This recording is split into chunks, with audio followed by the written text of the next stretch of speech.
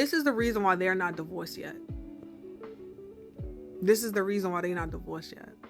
This right here is the reason why they are not divorced. Is because of their marital property.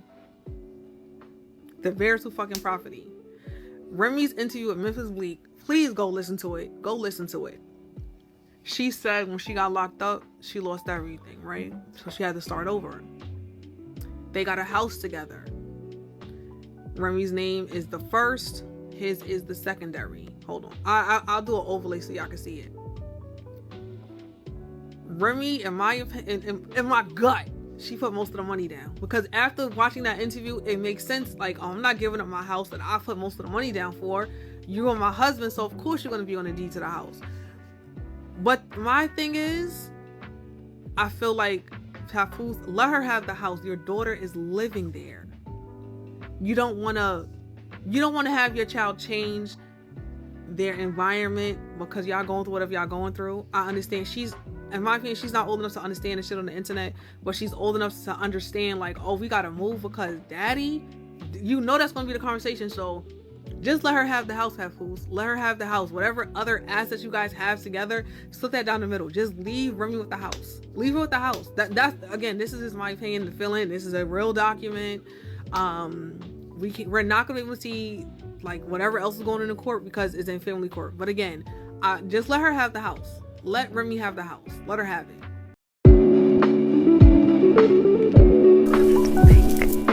Hello and welcome back, Pillow Talkers. We spill the tea that everyone tries to hide. No gossip is off limits. No truth is untold. Grab your pillow and watch the stories unfold.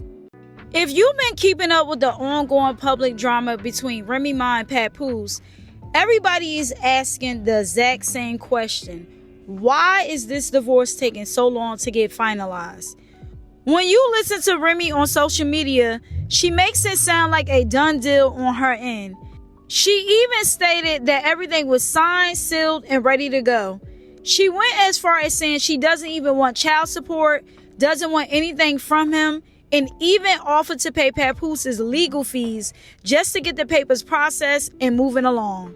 On top of that, she brought up the living situation, stating she pays for everything, she doesn't have a mortgage or lease issues, and basically implied that Papoose didn't contribute financially to the property. And thank you to Capo for bringing up these documents. You can find her on TikTok. It's CAPO. So if Remy is publicly saying that she paid for the house, handles all her bills, and isn't asking for a single dime, why are they still legally married? He said that. I need my other phone open. Boom. I bought the house. I paid the taxes on all the houses. I bought all the houses in cash. After I got locked up and I seen how nobody had enough money to take care of my shit when I was gone, I said, moving forward, if I could afford to buy it, I'm gonna just buy it. I'm never getting a mortgage. I'm never doing a lease. I'm never doing that. I bought every house in cash. I pay every insurance on every house. I pay all the taxes on every house. Only thing he had to do was pay the utilities. And most of the time, those had turn off and termination notices because he wasn't paying them. The answer lies directly inside the court document circulating from the Superior Court of New Jersey in Bergen County. The notice of lis pendens filed in their divorce lawsuit, Willie Shamel Mackey versus Reminisce Mackey. To understand why the document is completely freezing their divorce, you have to look at what it actually does under state law. Lis pendens translates from Latin to pendent lawsuit. It isn't a debt claim, and Papoose isn't claiming Remy owes some money. It is an official public notice registered with the county land records to warn the world that the property is involved in active court litigation, in this case, their Chancery Court divorce. Here is where New Jersey marital property laws come into play. And while Remy's claims about paying for everything don't automatically clear the legal board. New Jersey is an equitable distribution state. Under New Jersey statute, specifically NJSA 2A3423, any real estate or significant asset acquired by either spouse from the date of the marriage up until the formal filing of a divorce complaint is legally classified as a marital asset. It does not matter whose signature is on the original closing deed. It does not matter whose bank account paid the down payment, who covers the monthly costs, or whether one person claims they paid for everything out of pocket. Under state law, the court presumes that assets acquired during a marriage belong to the marital union. Both partners hold an implicit financial and legal interest in the accumulated equity. When Papoose initiated the divorce proceedings and his legal team filed the notice of lis pendens, it effectively put an absolute freeze on a house's title. Why is that freeze significant? Because once a lis pendens is active, neither spouse can make a unilateral move on the property. Remy cannot list the home for sale. She cannot transfer ownership. She cannot refinance. She cannot take out a second mortgage or equity line of credit without court approval or Papoose's explicit legal consent. That also brings us right back to why the divorce decree hasn't been signed. In a New Jersey family court, a judge would generally not grant a final dissolution of marriage until every single piece of marital property is accounted for and officially divided. Even if Remy states she wants nothing from Papoose, the court requires a formal signed property settlement agreement or a trial judgment detailing the disposition of every marital asset.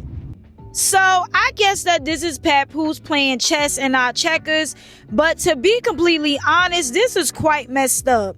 Like, if you know you didn't put any money down or you had no type of financial doings with this house, why are you trying to act like you care about what happens with this house? Because technically, streetwise, this isn't your house. But legally, just because she got the house while they was married, then it becomes his asset as well. Now, even though it was stated that Papoose isn't seeking money, do y'all know that the only way to expedite this divorce and them not go back and forth over the house is for her to basically buy him out? So Papoose knows exactly what he's doing. So basically, I'm not asking for any money, but you can give me that money. Give me your fucking money! Now, I don't know if y'all remember, but she ended up putting Papoose's name on one of her properties, and she ended up with a lien on her house because he wasn't paying the taxes.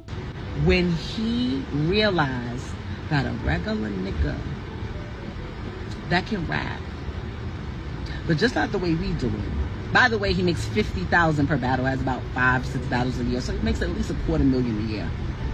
You understand? Great credit score. I never seen a person with a credit score like this in my life. Like the richest people that I've been around. But anyway, unlike some people who beg me to add their name to one of my properties and I have a fucking lien on it because they don't pay their taxes. Doesn't it make you think, when does he actually pay bills?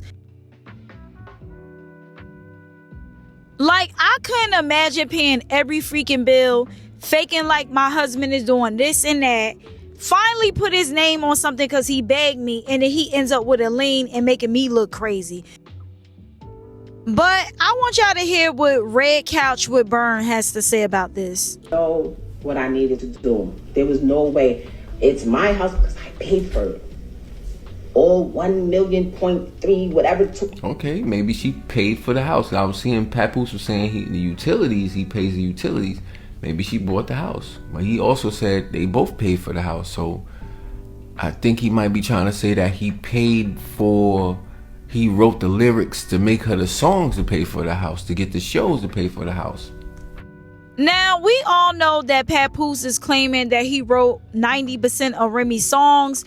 And if that's the case, then he did in fact contribute and gave her financial gain, meaning he basically paid for the bills without really getting the money essentially for himself.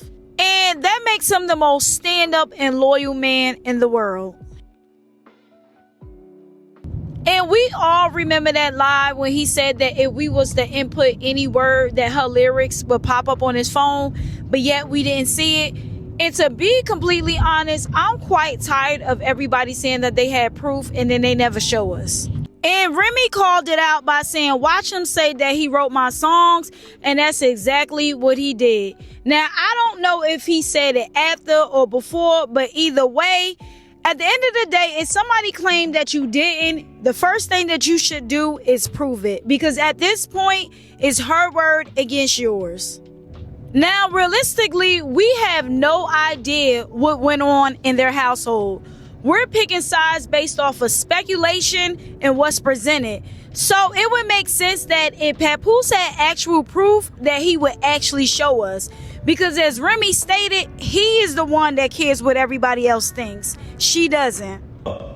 I have written 90% of the rhymes that came out of her mouth. And with me saying that, I want to say this to y'all. Anyone who has an iPhone, you know how iPhones work. When I was younger, I used to be able to write rhymes in my head, create rhymes in my head, and remember them. Just like that. As time went on, I got a little older, I started to write rhymes in my email draft. Now, if you have an iPhone, you go in your email draft. If anybody come around me, and we're in the flesh next to each other, I can type in any word from one of her songs, and her entire rap will come up. The entire verse will come up. I never asked for a penny. I never asked for credit. She was my wife. I didn't want anything from her. I just wanted to see her win. Like I said, I have written 90% of the rhymes that came out of her mouth since I met her. Y'all said it. Y'all said it numerous times. Oh, we know that's Pep behind that pen. Did I ever agree with y'all? Did I ever put it out there? I never said I wrote her rhymes. I left it. I didn't need the credit. All I wanted her to do was win. Wrote the rhymes, did the contracts, security, the whole shit. And I have to get more in depth with that manager thing because he's doing the exact same thing with Clarissa, but yet he keeps saying that he's not her manager.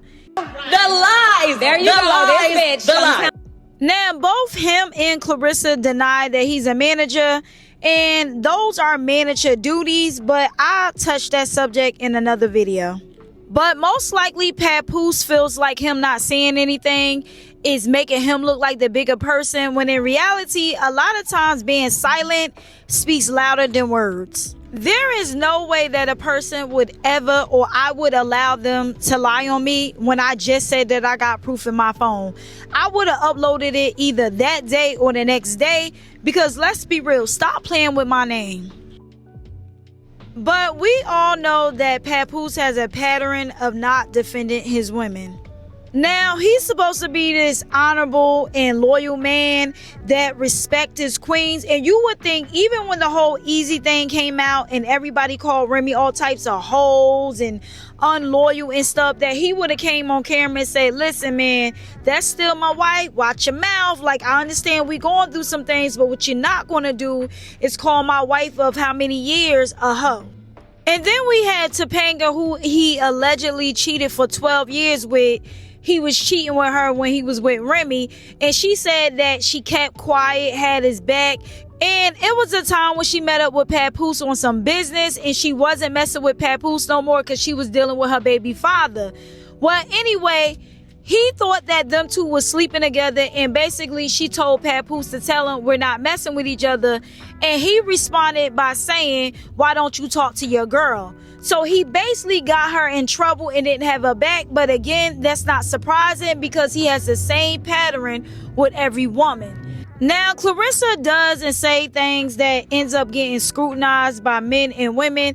And I can see Papoose saying, listen, realistically, I'm a man. I'm not going back and forth with women. You know, I think all of y'all are queens.